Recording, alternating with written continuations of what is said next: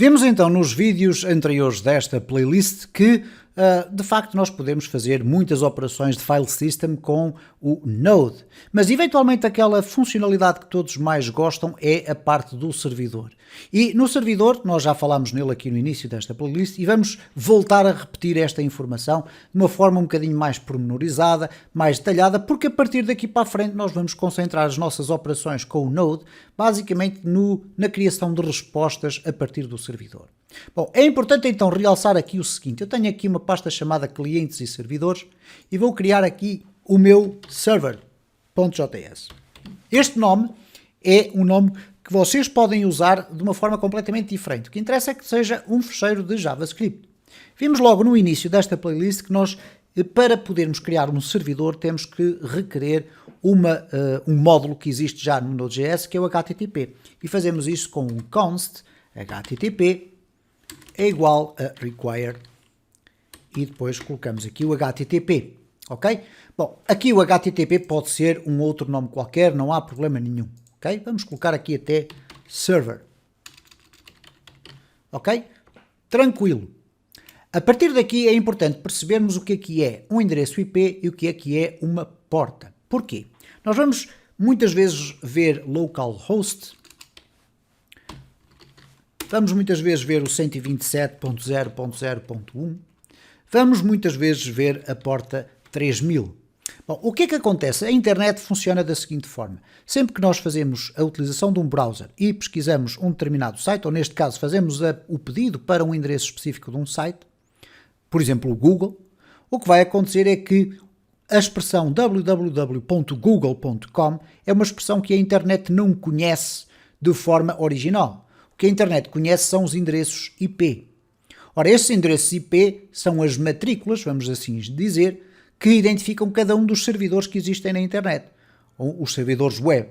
Ora, para além dos servidores, ou destes endereços IP que apontam para os servidores, a internet contém uma rede especial de supercomputadores chamados DNS, Domain Name Servers. E os Domain Name Servers têm uma funcionalidade especial, que é o seguinte: sempre que nós fazemos um pedido à web para ir buscar um determinado site com o nome, por exemplo, www.google.com, o sistema vai enviar esta informação para a rede de servidores de DNS, são sensivelmente 40 supercomputadores distribuídos geograficamente por todo o globo, e eles vão verificar o seguinte: para este texto que eu estou aqui a escrever, existe algum endereço IP que esteja associado? Sim, existe. Ok, então este endereço IP é devolvido ao meu computador, ao meu browser neste caso, e o browser vai enviar o pedido para o endereço IP correto. Então nós podemos aqui verificar o seguinte: se eu chamar aqui o terminal, por exemplo, nós vamos verificar se temos aqui uma função que se chama ping. Sim, e ela está aqui, ela apresenta aqui estes dados todos, significa que está disponível. O que significa que se eu fizer aqui um ping para, ping google.com, repara o que é que vai acontecer. Ele vai enviar 4 pacotes e vai depois parar esse envio, para eu verificar se de facto há comunicação a partir da minha máquina com este servidor. Ora, repara que eu escrevi google.com, mas o que ele me foi devolver foi o endereço IP desse servidor. E o servidor da Google, que é este que aqui está neste caso, foi receber um pedido e enviou uma resposta num tempo muito pequeno, ok?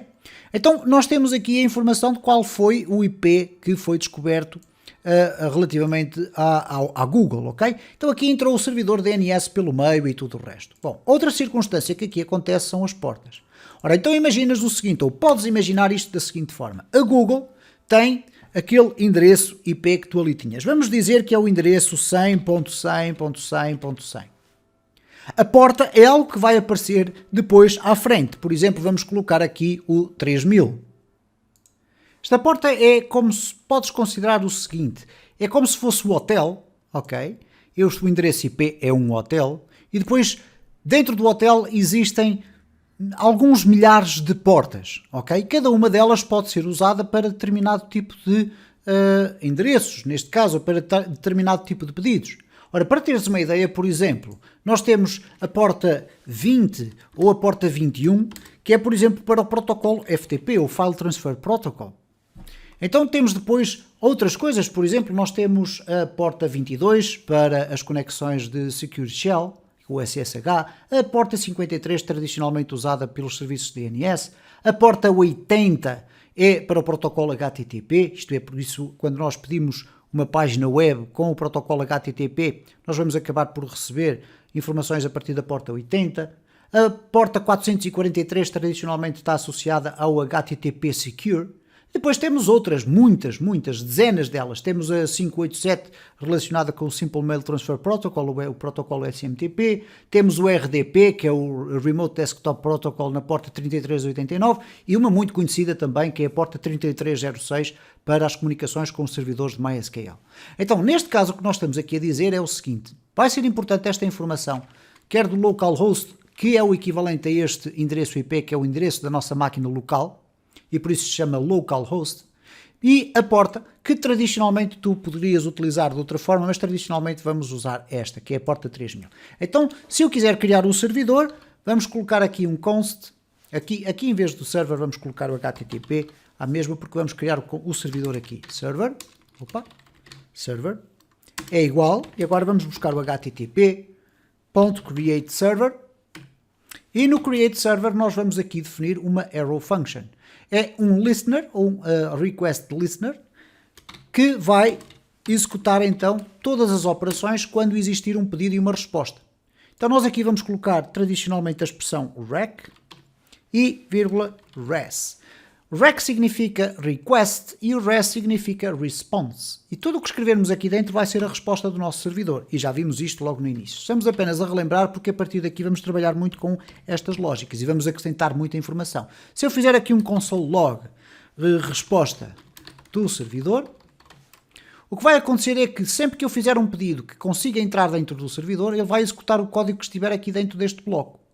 Ora, neste caso concreto agora, para que o meu servidor fique ativo, eu vou ter que dizer server.listen. E o listen vai significar fica à escuta. Ok? Vai ouvir o quê? Na porta 300, ou melhor, na porta 3000, perdão, que é esta que aqui está, vai receber a partir do localhost, por exemplo, ok? Ou poderíamos colocar aqui o endereço de IP, e depois de receber esta informação, ou neste caso, depois de estar atento através desta porta neste local, aqui vamos colocar correto, localhost, nós vamos ter aqui uma função que vai, basicamente o quê? Ela não é obrigatória, mas é uma callback function que vai ser executada quando o nosso servidor arrancar. Não é quando ele estiver a funcionar, é quando ele for iniciado. Aqui eu vou colocar console.log e vamos colocar aqui servidor iniciado. Ok? Então, o que é importante reter aqui? É que se eu agora fizer a execução deste código, okay, vamos aqui puxar um bocadinho abaixo, vamos colocar aqui node server, ele vai arrancar e cá está, o servidor iniciado. Repara que o terminal ficou ali parado, e se eu agora quiser fazer um pedido para o localhost porta 300, eu vou entrar aqui no meu browser, vou colocar aqui localhost porta 300, não é 300, é 3000, e quando eu executar isto, repara o que é que vai acontecer. O servidor vai ficar aqui, ou melhor, o meu browser vai ficar à espera de uma resposta por parte do servidor. E essa resposta não veio. Vai ficar aqui interminavelmente à espera. Porquê que isso aconteceu? Porque aqui na minha resposta eu tenho apenas um console log. E este console log foi-me colocar aqui na consola resposta do servidor. Ok? Então repara que se eu agora voltar aqui, parar o pedido e voltar a executar, repara como eu fiz um novo pedido ao servidor e ele executou o código que está aqui dentro. Então, se eu parar aqui, voltar a executar, por cada pedido ele vai me enviar aqui esta ordem de escrita na console. Chama a atenção para um aspecto fundamental que é o seguinte. Quando eu coloco aqui console log, não deves confundir com o console log que aparece aqui na área da consola, ok? Dentro do browser. Não, aqui a consola é apenas para apresentar código de JavaScript do lado do cliente, ok?